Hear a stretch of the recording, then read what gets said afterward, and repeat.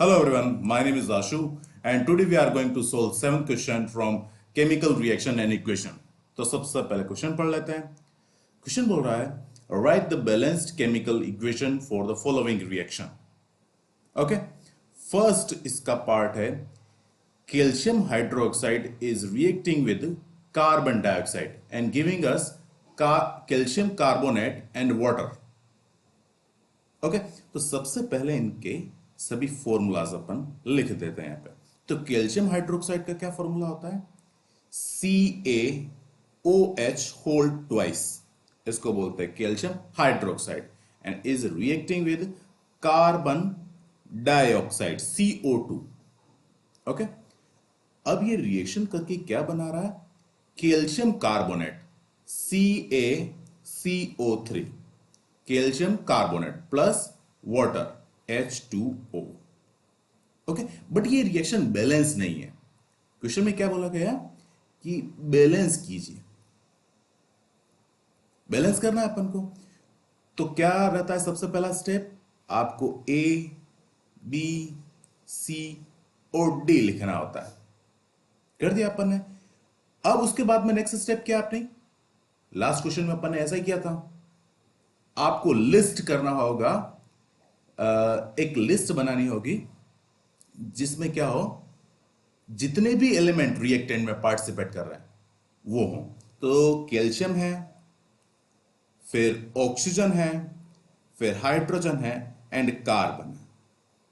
Okay, अब reactant और product में वो कितने एलिमेंट है, कितने अमाउंट में वो एलिमेंट है, उनको काउंट करना है। तो सबसे पहले मैं कैल्शियम की बात करूं तो कैल्शियम कितना है? 1 मल्टीप्लाई बाय ए। इसका मतलब मैं लिख सकता हूं ए। और कहीं कैल्शियम तो दिख नहीं रहा है रिएक्टेंट में।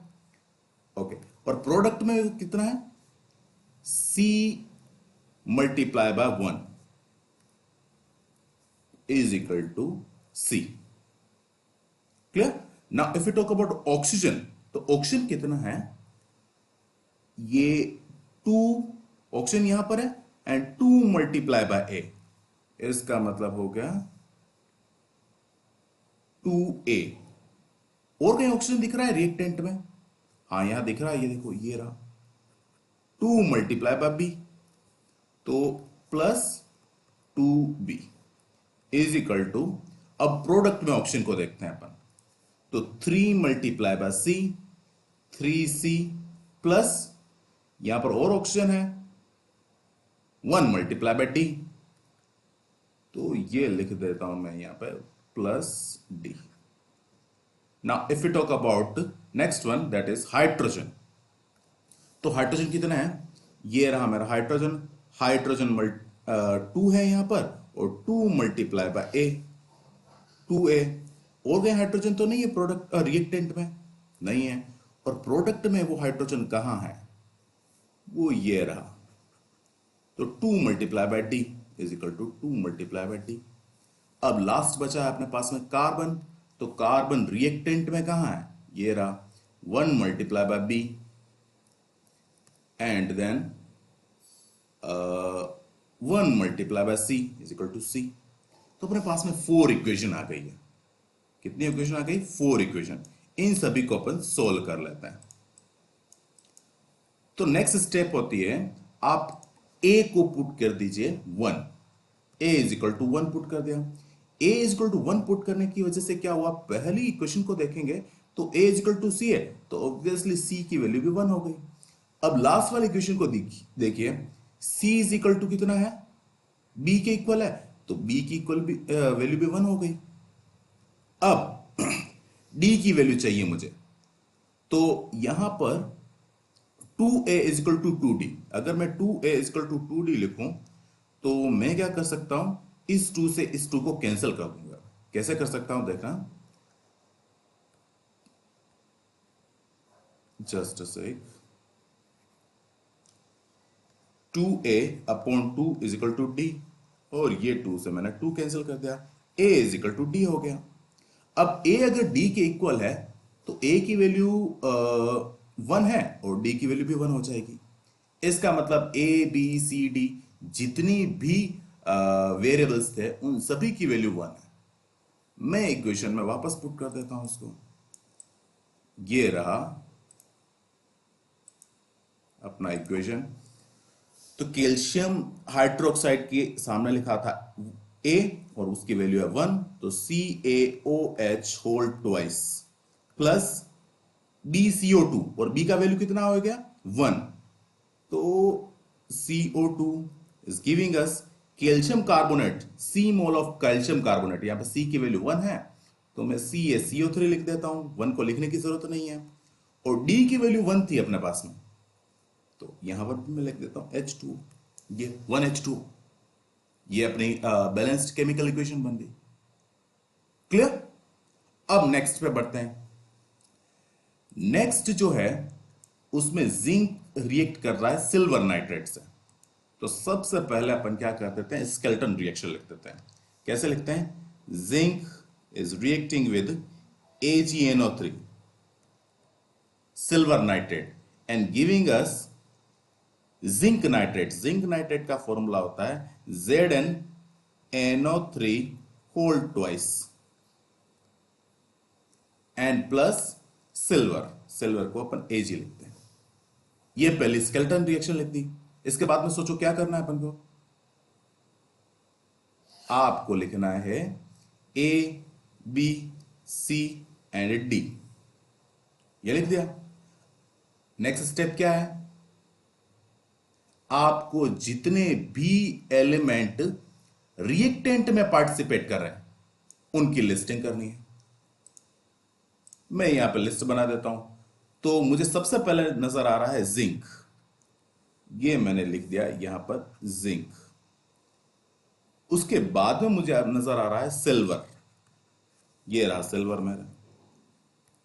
उसके बाद में नाइट्रोजन है, ये नाइट्रोजन लिख दिया। देन है ऑक्सीजन, ये ऑक्सीजन लिख दिया। अब आपको रिएक्टेंट और प्रोडक्ट में उनकी वैल्यूज कितनी है, एलिमेंट्स की वैल्यूज कितनी है, कितने नंबर ऑफ वो एलिमेंट है, उनको कैलकुलेट करना है। तो मैं यहां पर रिएक्टेंट में लिखूंगा, यहां पर प्रोडक्ट में लिखूंगा। तो रिएक्टेंट में जिंक कितना है 1 मल्टीप्लाई बाय ए, और तो रिएक्टेंट में जिंक है ही नहीं। फिर प्रोडक्ट में देखूं मैं तो ये 1 मल्टीप्लाई बाय सी, इसका मतलब is equal to C. Clear? Now next है अपने पास में सिल्वर, यहां पर 1 लिखा हुआ है, 1 मल्टीप्लाई बाय बी, तो ये बी। और प्रोडक्ट में 1 multiply by D is equal to D. Nitrogen की बात करूं तो नाइट्रोजन ये रहा मेरा nitrogen, and 1 multiply by B, B. And ये प्रोडक्ट में देखें अपन तो यहां पर ध्यान से देखना कितना नाइट्रोजन है 2। अगर ब्रैकेट लगा हो और ब्रैकेट पे 2 लगा हुआ, इसका मतलब वो ब्रैकेट के अंदर जो एलिमेंट है वो 2 है। ठीक है, 2 multiply by C is equal to 2c। Next अपन बात करें तो लास्ट एलिमेंट है अपने पास में ऑक्सीजन, और ऑक्सीजन कितना है यहां पर रिएक्टेंट में देखें तो B multiply by 3, B multiply by 3 या 3 भी लिख सकता हूं, इज इक्वल टू वही ऑक्सीजन यहां पर प्रोडक्ट में 3 multiply by 6 and 3 multiply by 6 and 6 multiply by C. 6 multiply by C कितना हो गया 6c। ओके, ये चारों इक्वेशन आ गई अपने पास में। अब क्या करना है, नेक्स्ट स्टेप क्या है, याद करो। आपको क्या करना है, a को 1 पुट करना है, a is equal to 1 put करना है। अगर मैं a is equal to 1 put करूं तो क्या हो जाएगा, c की वैल्यू भी हो जाएगी 1, क्योंकि a c के इक्वल है। ठीक है, अब मुझे d की वैल्यू कैलकुलेट करनी है, तो c की वैल्यू है 1। इस इक्वेशन को यूज कीजिए, b is equal to 2c और c की वैल्यू कितनी है 1, तो मैं इसको लिख सकता हूं b is equal to 2c, b is equal to 2 multiply by 1, b is equal to 2। तो बी का वैल्यू कितना हो गया अपने पास में? 2। अब मुझे चाहिए ए बी और सी की वैल्यू तो हो गई है, डी की वैल्यू चाहिए। तो कोई भी इक्वेशन, ये देखो ये रही इक्वेशन जिसमें डी हो, तो B is equal to D. B की वैल्यू कितनी है? 2, तो डी की वैल्यू भी 2 हो गई। तो अपने पास में ए बी सी डी सभी की वैल्यू आ गई है। ए बी सी डी सभी की वैल्यू आ गई है। तो अपन इस स्केलेटन रिएक्शन में क्या करते हैं, इन सभी वैल्यू को पुट कर देते हैं। ये रही अपने पास में सभी वैल्यूज। ए की वैल्यू है मेरे पास में 1, तो मैं Zn लिख रहा हूं।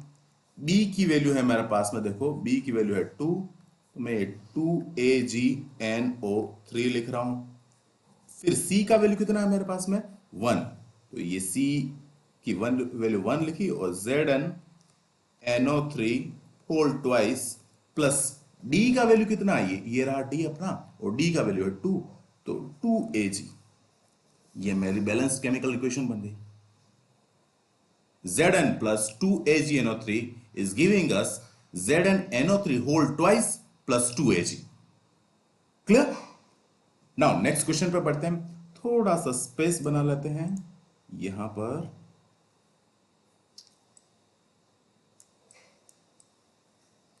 जस्ट अ सेक।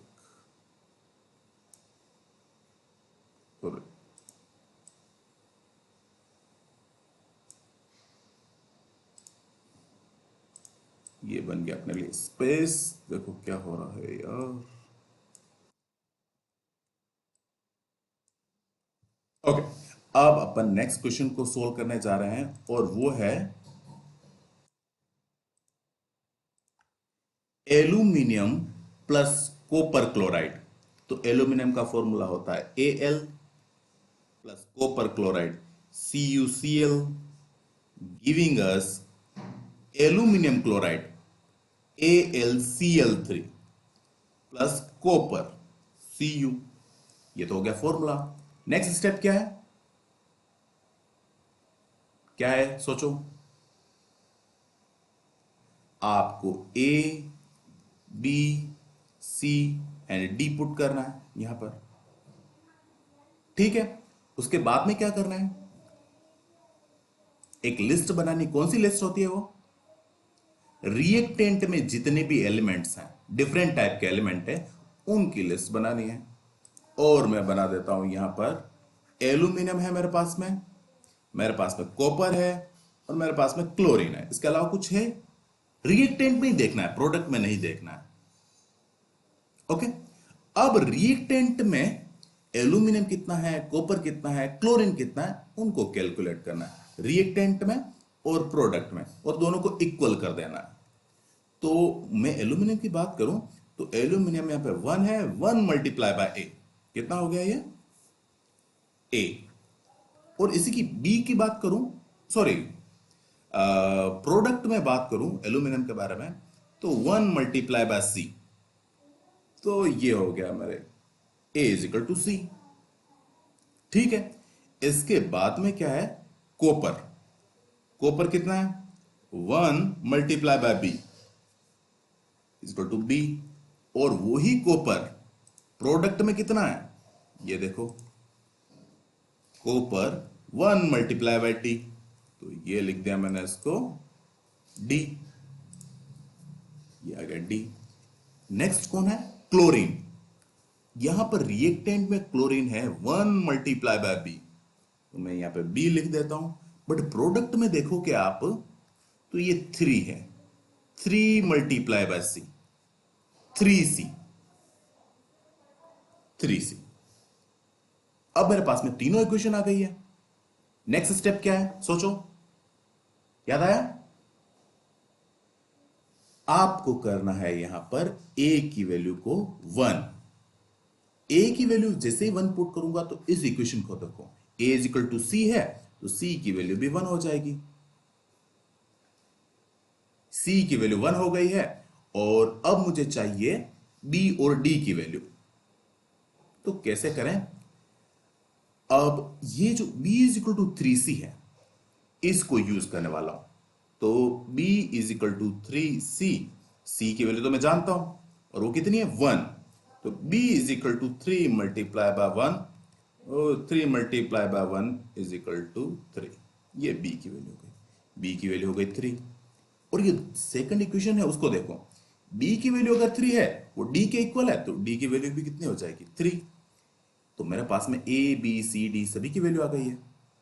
क्या किया जाए, अब अपने स्केलेटन रिएक्शन में जहां पर a b c d लिखा हुआ है वहां पर इनकी वैल्यू को पुट कर देते हैं अपन यहां पर। तो a की वैल्यू 1 है तो मैंने al लिख दिया, b का वैल्यू 3 है तो मैंने 3 CuCl लिख दिया। नेक्स्ट c की वैल्यू मेरे पास में है 1, c की वैल्यू मेरे पास में 1 है तो मैंने 1 AlCl3 या AlCl3 लिख सकता हूं मैं।